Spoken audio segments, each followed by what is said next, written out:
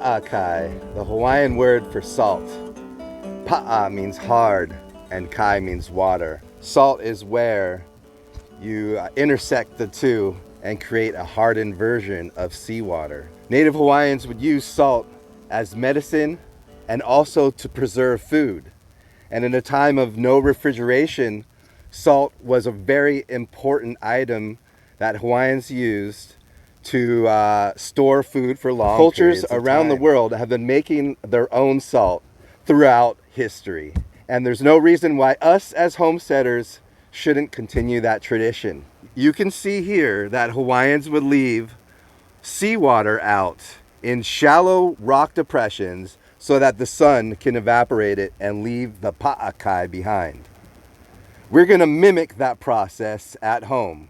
We're gonna use a cookie sheet and we're gonna also try evaporating some of the seawater on the stove.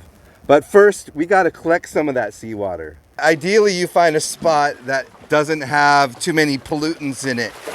You want to be in an area where people aren't overloaded with sunscreen, or where there's no river flowing in and depositing sediment and pollutants. We want to be in a nice, pristine area like this. If you have an area that's a little dirtier, you can always go out further on a boat, which is preferable, but on the shoreline works great.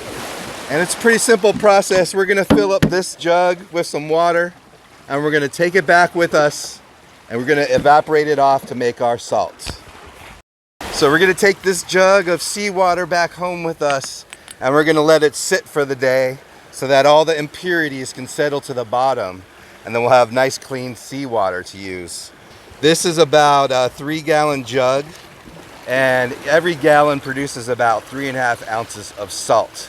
So when we're done here, we should have about 11, 12 ounces of salt, almost a pound of salt out of this jug right here. So go ahead and fire up that stove, pour in your seawater into a shallow pan, and get it to boil. It's gonna take about 20 minutes or so for this saucepan to boil down.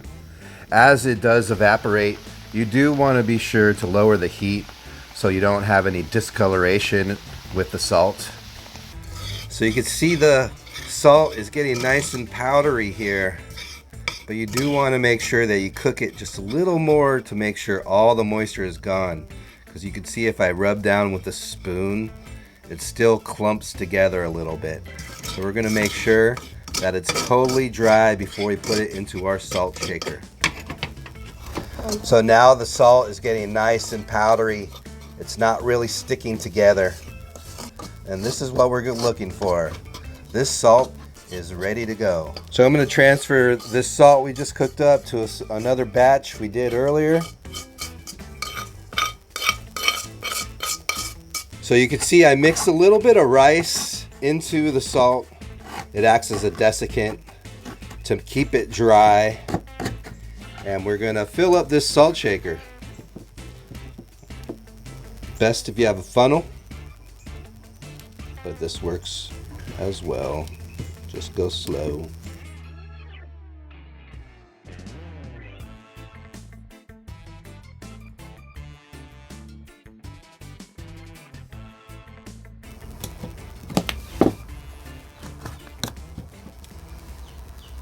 There you have it, guys, salt in a jar. It was about 1.5 gallons of that 3-gallon bottle that got us this jar filled with salt with a little bit extra.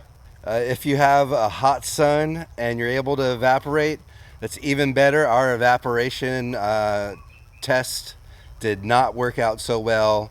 The cookie sheet got all rusty and the salt got all gross and discolored. It did take like 5 or 6 days for it to evaporate on a cookie sheet, which goes to show you would need a lot of cookie sheets and a lot of time to evaporate salt. But on the stove, 20 minutes, I've got maybe about an hour of boiling time total, and I have a jar full of salt. Is it efficient? Maybe not. But is it something that you can do right here if you live close to the ocean? Definitely. And it's a great way to have healthy sea salt that you know has no additives or preservatives. And that's how you make salt, everybody. Thanks for joining along with me on the journey as we made salt today. Gandhi himself traveled thousands of miles in protest of the British Empire and made salt. Start to make salt on your own, everybody. And before you do, plant that finger on the like button. Until next time, ahui ho. Woo! That was some salty salt. I need some water.